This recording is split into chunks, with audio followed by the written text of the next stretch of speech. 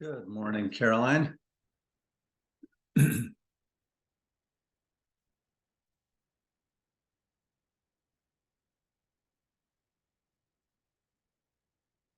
There we go. Can you hear me? Yes. Okay, Great. very good. All right, since we're going to be posting this to our channel, let's move at a pretty quick pace, okay? I'm Paul from JSI, and we're going to demo the commercial credit modeler this morning, and I will share my screen. Oh, where did that go? Great. Meanwhile, I am Caroline Anderson, and I would like to welcome you to our new YouTube channel that is focusing on CECL analysis and better risk forecasting, utilizing our new commercial credit modeler. Also, we'll be calling it CCM for lack of. And today, Paul is going to do a quick demo of CCM. CCM uses forward-thinking, reliable credit default probability data to easy create an analysis for you.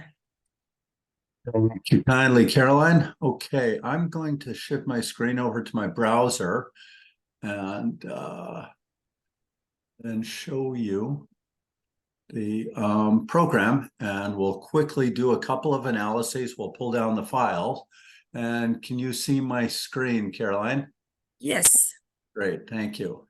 And so we'll do a couple of analyses, and then I'll show you the spreadsheet that you will pull down as a user of the program, so you can look at the data and manipulate the data and build a current expected commercial loss estimate model from the program. So first I've got to log into our program, and I am a commercial credit model user. Okay. And I'm going to log in here. Okay, so we'll go straight to the CCM default probabilities program. So what you do here is you've got four menus. The first two menus are used to define the profile of your business as the user. And then the next two menus are for you to define the profile of the industry and the location that you're going to be analyzing. So for starters, I'm going to say that I am in the wholesale trade, and I'm a business. This is a hypothetical company, so I'm in wholesale trade, and I'm doing $1 million to $2.5 million annually. And then the industry sector that I want to analyze first, I'm going to say will be manufacturing, and the state I'm going to pick. Let's pick Florida. How's that? Okay.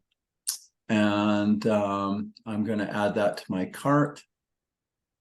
Okay. And then I want to add one more industry to the cart. Okay. So the program has saved my profile, a wholesaler doing 1 million to 2.5 million. And I'm going to pick another industry in Florida. I'm going to pick transportation, warehousing, and utilities. And we'll add that to my cart. It's in my cart now, and let's grab our results. Okay, so click on grab results, download the file.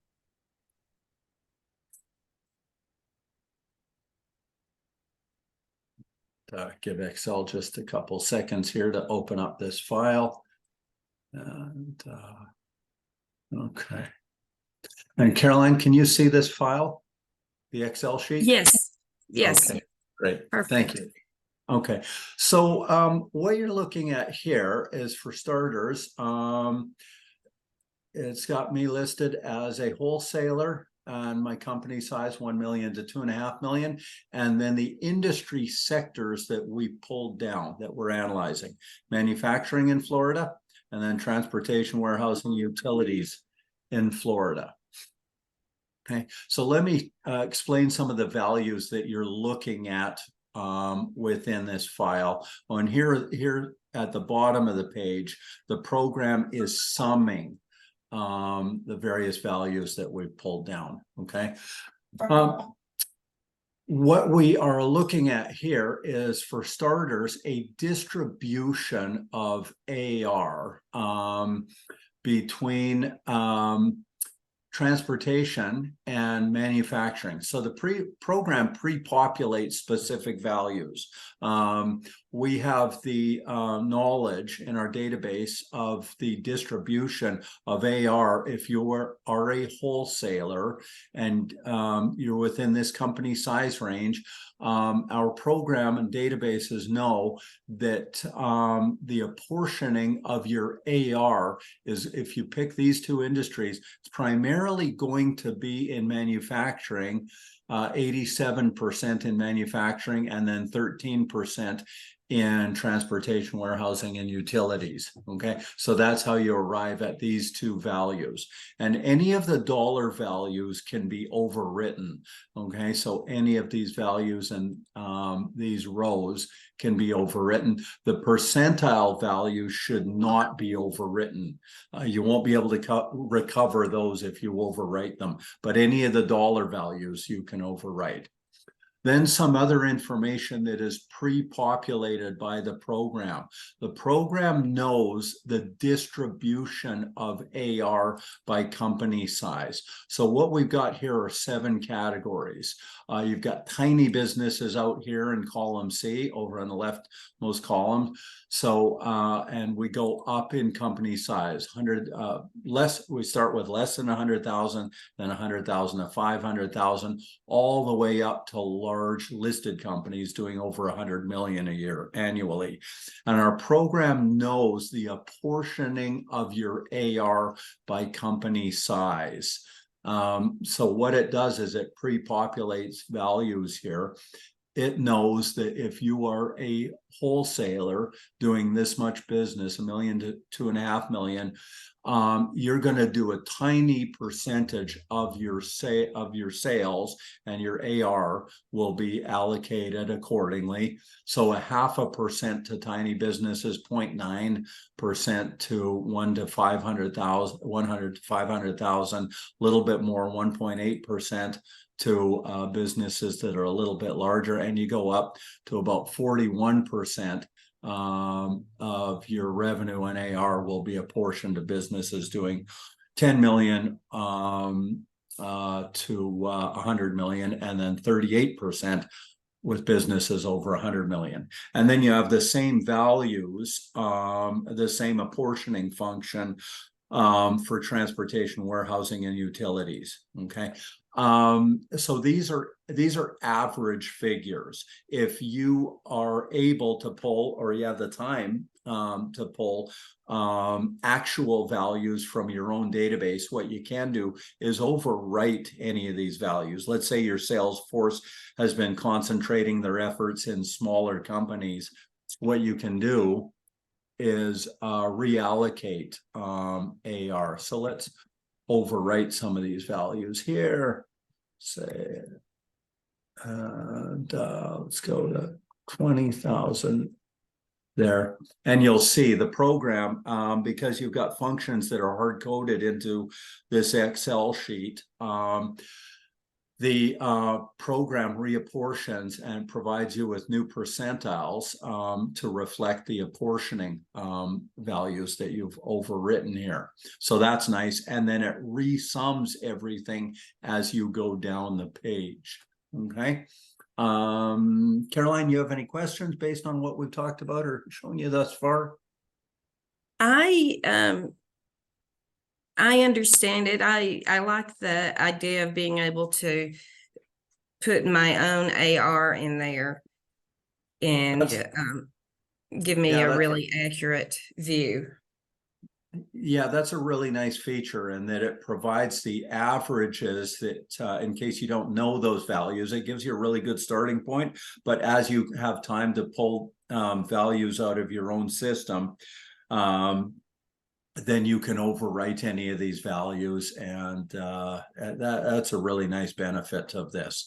So what I we're can see it doing, also being useful in business development with companies, helping to understand what's going on in the absolutely, industry in particular areas of the country.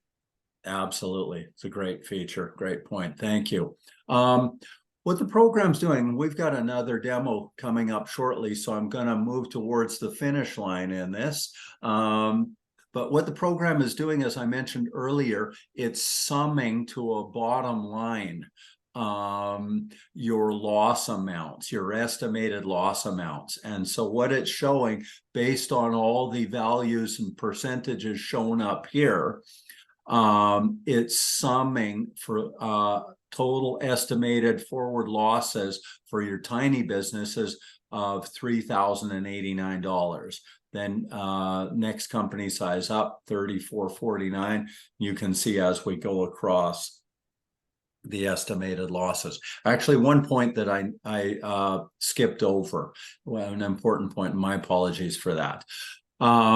The program, a key function of the program is it provides loss estimates, okay, by company size. So what the program, and this is based off of our commercial credit model, what we know is the very reliably is the forward-looking loss estimates for the coming year by company size, by industry sector, and location. So the program is saying here that you can expect losses in dealing in transportation, warehousing, and utilities with tiny companies. You can expect credit losses of 19.5%.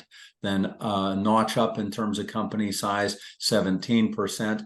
As you move up in dealing with larger companies, they obviously become more solvent, they're more stable, better able to pay their bills. So the loss estimates drop down to 11%, 6%, 3%.